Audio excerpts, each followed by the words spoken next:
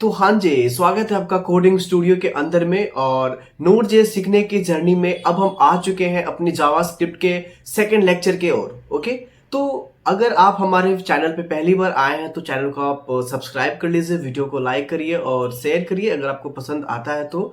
और डायरेक्टली आप अगर इस वीडियो को देख रहे हैं तो इससे पहले आप एक बार जाके हमारे नोड जेएस की प्लेलिस्ट को विजिट करिए और उसमें आपको डिटेल कोर्स की कैरिकुलम को बताया गया है, तो आप एक बार उसको देखिए और फिर आपको चीज़ें अच्छे से समझ में आना स्टार्ट हो जाएगी। ठीक है, तो गाइस आज हम सीखेंगे कि कैसे हमारा जावास्क्रिप्ट के अंदर फंक्शंस काम करती है, कितने टाइप्स के फंक्शन बनाते हैं और इफ कंडीशंस क्या होती है, कैसे टर्नरी ऑपरेटर काम करता है, कैसे हमारा एक लूप काम करता है। तो इन सारे चीजों को हम डिटेल में पढ़ने वाले हैं अपने इस वाले वीडियो के अंदर में। तो आई होप कि काफी मजा आने वाला है और आप वीडियो को अच्छे से पढ़िए ताकि आपको नोड जेएस में कोई दिक्कत ना हो। और जैसे कि मैंने आपको पहले बता रखा है कि अगर आपको हमारे डिस्कॉर्ड पे ज्वाइन होना है तो वीडियो के डिस्क्रिप्शन में आपको लिंक मिल जाएगा, आप वहां से जाइए और ज्वाइन करिए और पढ़िए। ठीक है, मिलते हैं वीडियो के लास्ट में। तो हम आ चुके हैं अपने कंप्यूटर स्क्रीन पे और अभी हमारे सामने VS कोड खुला हुआ है। ठीक है, तो जैसे कि आपके सामने देख सकते हो कि हमारे पास एक JS नाम का फोल्डर है जो एम्प्टी है, इसके अंदर अभी हमने कुछ भी नहीं लिखा हुआ है। ठीक है, तो हम अपने जो भी हमारा कोड है हम इसको इसके अंदर लिखने वाले हैं। ठीक है, तो आज हम देखेंगे कि हमारा फंक्शन और इफ कंडीशन और लूपिंग कैसे काम करता है। ठीक है, तो देखिए फंक्शन जो फंक्शंस के पहले हम देखते हैं इफ कंडीशन। ठीक है, देन इफ देखेंगे, फिर लूप देखेंगे, फिर फंक्शन देखेंगे, कुछ ऐसे हम सीखते हैं। ठीक है, तो हम क्या करते हैं अपने जावास्क्रिप्ट के फोल्डर के अंदर हम एक फाइल बनाते हैं इंडेक्स डॉट HTML। ओके, क्योंकि हमें HTML तो चाहिए क्योंकि हम HTML के साथ ही अपने फाइल को रन करने वाले हैं। ठीक है, और फिर हम क्या करते हैं इसके अंदर एक बनाते हैं स्क्रिप्ट डॉट जेएस। आप अपने अकॉर्डिंग कुछ भी नाम रख सकते हो, कोई इशू नहीं है। ठीक है, चलिए हम क्या करते हैं कि सबसे पहले अपना बॉयलर प्लेट लगाते हैं और एंटर करते हैं। तो हमारा यहाँ पे HTML की जो बेसिक स्ट्रक्चर है वो आ चुकी है और जस्ट हमें क्या करना है, हमें इसके अंदर अपने स्क्रिप्ट को लिंक करना है। तो कैसे करेंगे, तो आई होप कि आपको पता होगा स्क्रिप्ट SRC। ठीक है, देन स्क्रिप्ट SRC करके एंटर करेंगे और कंट्रोल स्पेस डालिएगा तो करेंट रूट पे जो आपका जेएस का फाइल रहता है वो आपको मिल जाएगा। ठीक है, तो हमने स्क्रिप्ट डॉट जेएस करा और जस्ट हमने एक क्या है पैराग्राफ, ऐसा तो कुछ नीड नहीं है बट मैं देता हूँ पैराग्राफ देके मैं यहाँ पे लिख देता हूँ हेलो। ओके, कोई इशू नहीं है। अब हम क्या करते हैं, जस्ट राइट क्लिक करके ओपन विथ लाइव सर्वर करते हैं। ठीक है, तो हमारा एप्लीकेशन चल जाना चाहिए बट अभी तक हुआ नहीं है, मैं देख लेता हूँ। ब्राउज़र तो खुला नहीं, आई डोंट नो कि क्या इशू हो रही है।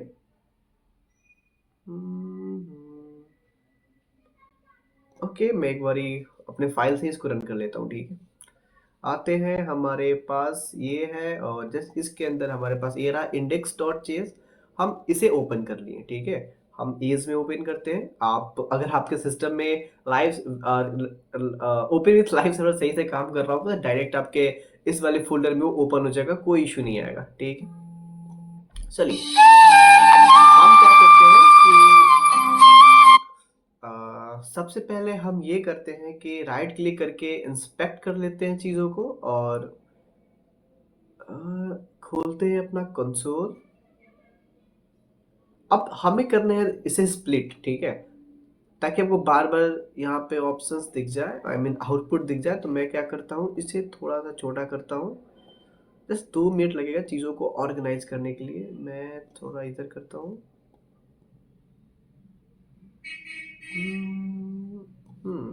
और इसे थोड़ा मैं ऊपर कर लेता हूँ। अब आता है इसे सही करने के लिए, तो हमारा इसे थोड़ा और छोटा कर देते हैं ताकि फिट आ जाए हमारे इस स्क्रीन के अंदर।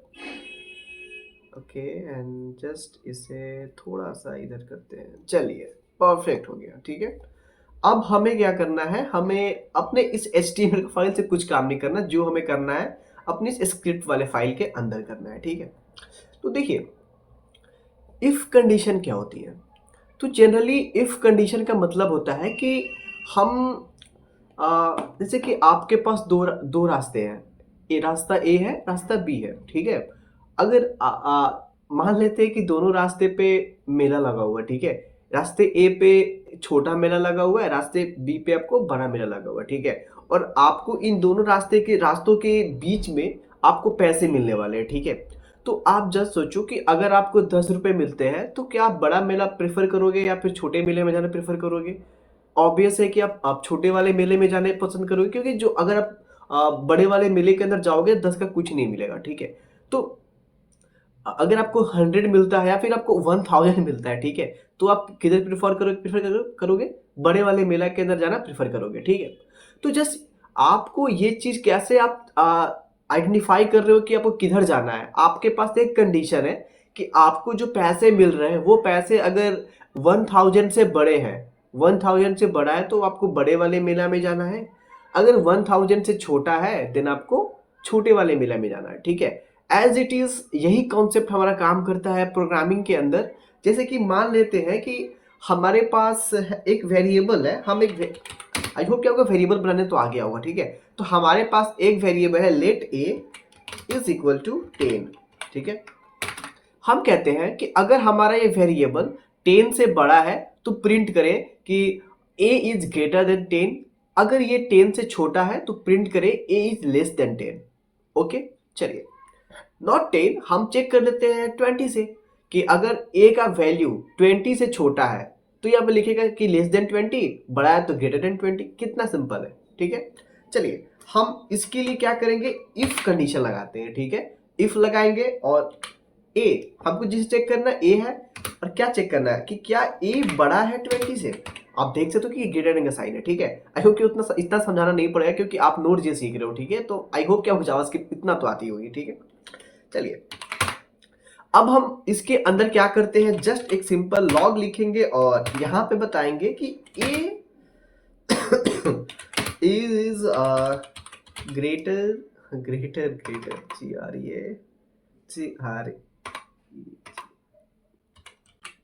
greater than 20। ओके, ये कुछ हो गया। तो ये हमारा काम करे, ये हमारा इफ कंडीशन है। ये हमारा तब चलेगा जब हमारा कंडीशन सेटिस्फाइड हो जाएगा। तो आप खुद बताओ क्या हमारा a का वैल्यू 20 से बड़ा है? नहीं है, तो ये प्रिंट नहीं करेगा। ओके, अब देख लेते हैं करता है या नहीं करता है। तो आप इसे कंट्रोल एस करिए और जस्ट आके यहाँ पे रिफ्रेश करिए, तो ये प्रिंट नहीं हुआ। बट अगर हम इस a को 30 कर देते हैं, देन अब हम आके रिफ्रेश करेंगे तो a इज ग्रेटर देन 20, जो कि एक वैलिड बात है, क्योंकि आप देख सकते हो कि a का वैल्यू 30 है जो कि बड़ा है हमारा 20 से, इसलिए हमारा ये इफ कंडीशन चल गया। बट अगर ऐसा हो कि अगर हमें ऐसा भी चाहिए कि अगर बड़ा हो तो ये प्रिंट करे, छोटा हो तो ये प्रिंट करे, तो हमारे पास आता है एल्स कंडीशन, ठीक है। तो आप यहाँ पे लगा सकते हो एल्स। एल्स ऑलवेज इफ के साथ एसोसिएट होता है, आप डायरेक्ट एल्स नहीं लिख सकते हो, ठीक है। तो अब हम यहाँ पे आते हैं और जस्ट लगाते हैं लॉग, और इसके अंदर हम डालते हैं a is less then, okay, less than कितना 20। बट अभी इस कंडीशन में तो हमारा नहीं प्रिंट करेगा, क्योंकि इस कंडीशन में हमारा 30 है a का वैल्यू जो 20 से बड़ा है। तो इफ पार्ट उसका एग्जीक्यूट करेगा। ओके, देखिए इफ एल्स हो, एक बार में एक ही पार्ट एग्जीक्यूट होता है, ठीक है।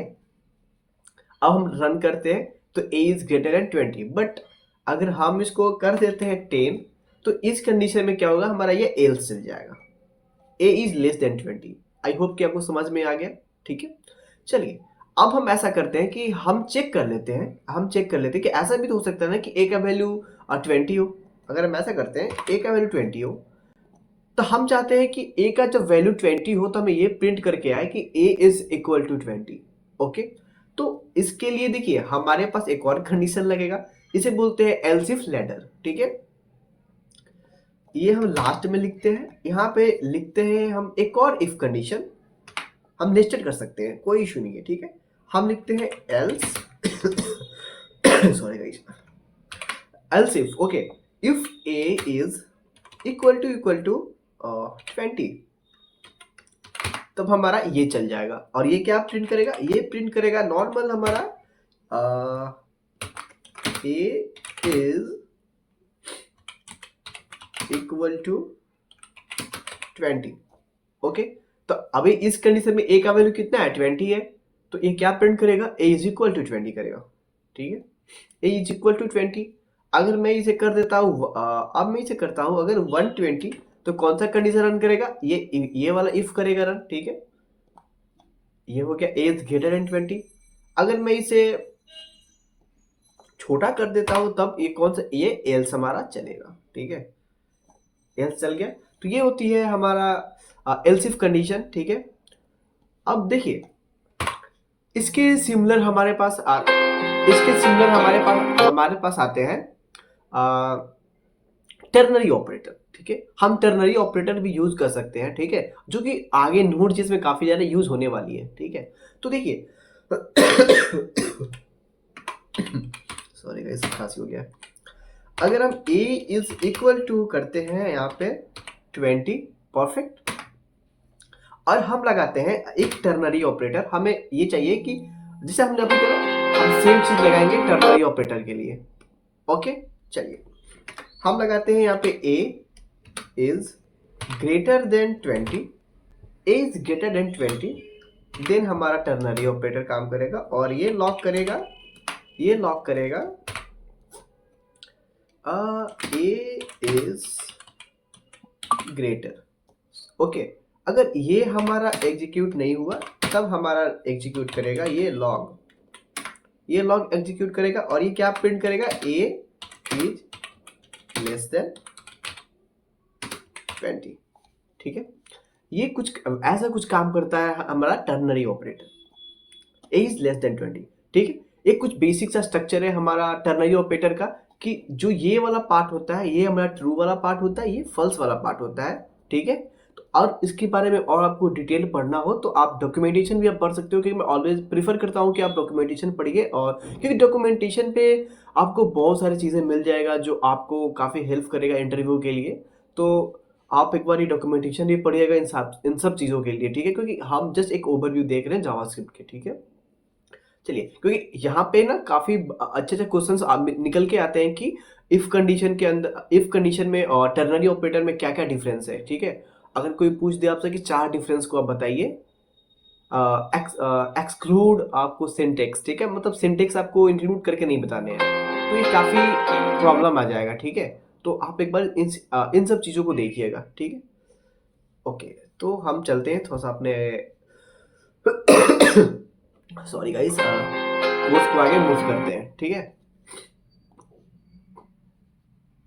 चलिए, ये था हमारा इफ कंडीशन और टर्नरी ऑपरेटर। अब हम देखते हैं, अब लूपिंग के बारे में देखते हैं। ठीक है, चलिए, देखिए लूपिंग का कॉन्सेप्ट है कि हमें किसी चीज को बार बार प्रिंट करना है, देन हम क्या करते हैं, हम लूप यूज करते हैं। ठीक है, चलिए, अब हम करते हैं यहाँ पे, जैसे कि हमें चाहिए 1 से लेकर 10 तक का नंबर प्रिंट करना है, तो हम क्या करेंगे, लूप यूज कर लेंगे। सिंपल है, अब कौन बैठ के console log 1, console log 2, console log 3 आपको लिखता जाएगा। ठीक है, तो ये रीजन होता है कि हम लूप को यूज करते हैं। ठीक है, बहुत टाइप्स के लूप होते हैं, फॉर लूप और while loop, do while loop. ठीक है, तो ऐसे बहुत सारे लूप्स होते हैं। ओके, आप फोर इन, फोर ईच, बहुत सारे आप लूप यूज कर सकते हैं, बट बेसिकली हम यहाँ पे वाइल और फोर के बारे में देखेंगे, और मतलब एक ओवरव्यू आप ले लीजिए कि कैसे लूप काम करती है, फिर आप डॉक्यूमेंटेशन भी पढ़ सकते हैं, काफी इजी रहेगा आपके लिए। ठीक, चलिए, हमारे पास एक एरे है। आई होप कि आपको पता होगा कि एरे क्या होता है। ठीक है, एरे का मतलब होता है कि जो मतलब अगर हम जावास्क्रिप्ट की बात करें तो mixture of heterogeneous values, like अगर हम बहुत सारे वैल्यूज को स्टोर करना चाहते हैं तो हम एरे का यूज करते हैं। एक कलेक्शन ऑफ वैल्यू को स्टोर करता है हमारा एरे, और बेस्ड ऑफ देयर इंडेक्स। ठीक है, एरे में हमारा इंडेक्स वर्क करता है। ठीक है, ओके, चलिए, 1 2 3, ओके, 3 4 एंड 5। ठीक है, चलिए, अब हम क्या करते हैं, हमें इस पूरे 1 2 3 4 5 को प्रिंट करना है, तो कैसे प्रिंट करेंगे। देखिए, एक तरीका तो ये है कि आप डायरेक्ट लॉक कर दीजिए इसे, डायरेक्ट आप एरे को लॉक कर दीजिए तो आपको ये ऑब्जेक्ट के फॉर्म में मिल जाएगा। रिफ्रेश करते हैं, ये देखिए आपको ऑब्जेक्ट के फॉर्म में मिल गया। ठीक है, बट हमें ऐसा नहीं चाहिए, सर जी। तो हम क्या करेंगे, एक हम बनाते हैं let I is equal to 0, okay, I is less than array की लेंथ डॉट len। हमारे पास ये मेम फंक्शन होता है जो एरे का लेंथ निकाल कर दे देता है, ठीक है। एंड आई को कर देते हैं प्लस प्लस। अब हम क्या करते हैं, लॉग करते हैं। और जैसे कि मैंने आपको बताया कि एरे जो होता है वो इंडेक्स के बेस पे काम करता है। तो जो पहला एलिमेंट है वो 0th इंडेक्स पे होता है, उसके बाद बोला 1 पे, फिर 2 पे, फिर 3 पे, देन 4 पे, ठीक है। ऐसे कुछ काम करता है हमारा एरे। तो अगर हम एरे ऑफ आई करते हैं और आई का इनिशियली आई का वैल्यू क्या है, 0 है, तो एरे ऑफ 0 पे पहला क्या एलिमेंट है, 1 है, देन 1 प्रिंट करेगा, फिर हमारा ये आई इंक्रीमेंट हो जाएगा, फिर आई इंक्रीमेंट होगा, फिर 2 प्रिंट करेगा, फिर 3, फिर 4, देन 5। और जैसे ही हमारा आई का वैल्यू एरे के लेंथ से बड़ा होता है तो हमारे ये लूप फॉल्स हो जाएगा और ये हमारा ब्रेक हो जाएगा, ठीक है। चलिए देखते हैं। अब देखो कि यहाँ पे 1 2 3 4 एंड 5 प्रिंट हो गया, ठीक है, सिंपल। चलिए इसको हम कमेंट आउट करते हैं, ठीक है। और इस सेम काम को हम वाइल के साथ भी कर सकते हैं, ठीक है। तो हम बनाते हैं let I is equal to 0, ठीक है, और हम लगाते हैं वाइल कंडीशन। कब तक चलेगा हमारा लूप, जब तक आई हमारा छोटा है एरे ऑफ लेंथ से, ठीक है। और हमें लॉक करना है एरे ऑफ आई, ठीक है। अभी देखिए एक प्रॉब्लम हो जाएगा यहाँ पे कि अगर आप आई को इंक्रीमेंट नहीं करोगे तो ये इनफाइनाइट लूप में फंस जाएगा, ठीक है। ये चलता जाएगा चलता जाएगा। आप देखो यहाँ पे एक इनफाइनाइट लूप में ये फंस गया है, ठीक है।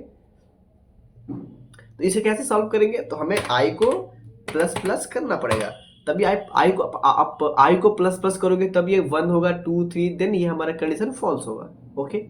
चलिए अभी हम यहाँ पे आई थिंक फंस गया थोड़ा सा सिस्टम।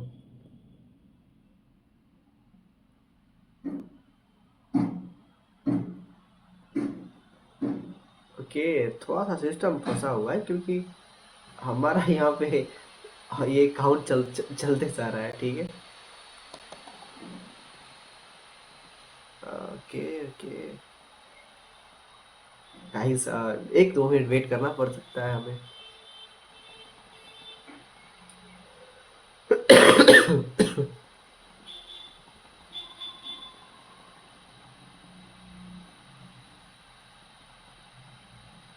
ये एग्जीक्यूट होते जा रहा है।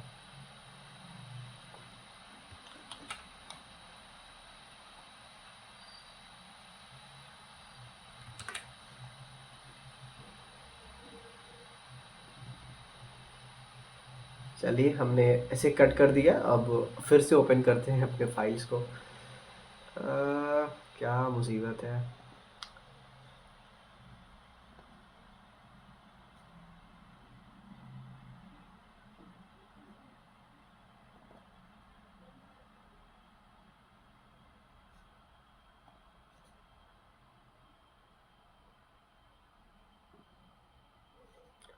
आई थिंक फाइल से हमें रन करना पड़ेगा, आई थिंक मुझे लग रहा है ऐसा। ओके चलिए हम रन करते हैं, यहीं से रन करते हैं इसे। क्या हुआ रन।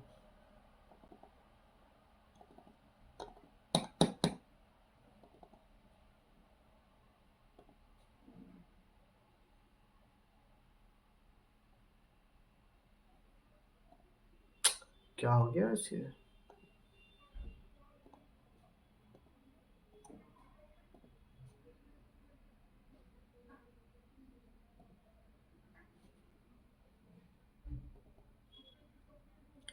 ओपन विथ हम कर देते हैं एक बार, फायरफॉक्स के साथ ऑन करते हैं।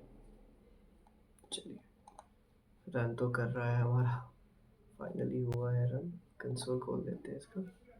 चलिए हम इसको छोटा कर लेते हैं, छोटा करते हैं। आई थिंक सिस्टम थोड़ा फंस गया था क्योंकि हमने हाफ के लिए इनफाइनाइट प्रिंट करा था, तो ऐसा होता रहता है, थोड़ा थोड़ा फन होता रहता है कोडिंग के साथ, नो इशू, ओके। चलिए तो अभी आपने देखा कि कैसे हमारा सिस्टम हैंग हो गया था बिकॉज ऑफ हमने इनफाइनाइट लूप लगा दिया था, और इसके कारण हमें थोड़ा प्रॉब्लम फेस करना पड़ा है गाइस, तो नो इशू।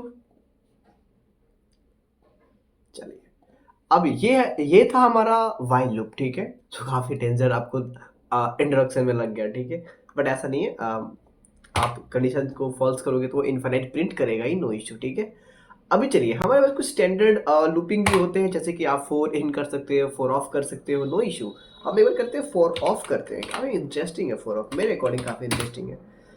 हाँ, आपको आता है लेट आई, देन आप करते हो ऑफ अरे, ठीक है। अभी देखिए ये क्या करता है कि आपको डायरेक्ट एलिमेंट को टारगेट करता है, ना कि उसके इंडेक्स को टारगेट करता है, ठीक है। अभी करते हैं, अगर आई को हम करेंगे प्रिंट तो ये क्या करेगा, ये डायरेक्ट हमारे इसे क्या होगा, अच्छा, ये डायरेक्ट हमारा क्या करेगा, इस एलिमेंट को टारगेट करेगा, ठीक है। बट इसके जगह पे अगर हम कर देते हैं इन, इन कर देते हैं, तो इन क्या करता है कि इस एरे की इंडेक्स को टारगेट करता है, ठीक है। ठीक है, 0 1 2 3 4, ओके, ये इसके इंडेक्स को टारगेट करता है, ठीक है। तो इसी प्रकार से हमारा लूप काम करता है। अब हम देखते हैं फंक्शंस के बारे में, ठीक है। सॉरी सॉरी सॉरी, चलिए देखिए, नॉर्मल फंक्शन का मतलब होता है कि अगर आपको सेम रिसोर्स बार बार यूज करने, लाइक आपने कहीं कैलकुलेशन करा और वो कैलकुलेशन आपको हर जगह चाहिए, हर पेज में चाहिए, आई मीन आपको बहुत जगह उस कैलकुलेशन का नीड है, तो क्या वो बार बार आप जाकर लिखोगे तो नहीं। तो हमें क्या करना था, एक रीयूजेबल ब्लॉक बनाते हैं जिसे हम बार बार कॉल करके अपने रिक्वायरमेंट को पूरा कर सकें, ओके। ये काम होता है हमारे फंक्शन का। तो देखिए बहुत तरीके से जावास्क्रिप्ट में फंक्शन बनाते हैं, जैसे कि पहला है जो काफ़ी ट्रेडिशनल है फंक्शन, हम बनाते हैं डेमो नाम का एक फंक्शन। डेमो नाम का एक फंक्शन बना लिए और हम इस फंक्शन के अंदर प्रिंट करते हैं नॉर्मल फंक्शन, ठीक है, नॉर्मल फंक्शन है। और जस्ट हमने क्या करा, इस फंक्शन को कॉल कर दिया, हमने इस फंक्शन को कॉल कर दिया और जैसे हम रिफ्रेश करेंगे नॉर्मल फंक्शन प्रिंट हो गया, ठीक है। अगर आप यहाँ से कोई वैल्यू पास करते हो 120 और आप इसको यहाँ पे रिसीव कर लो, लाइक आप ए में रिसीव कर लो और हेलो फंक्शन, और आप जस्ट यहाँ पे कर दो ए और चीज़ों को रिफ्रेश कर दो, नॉर्मल फंक्शन 120 आपको यहाँ पे मिल गया, ठीक है।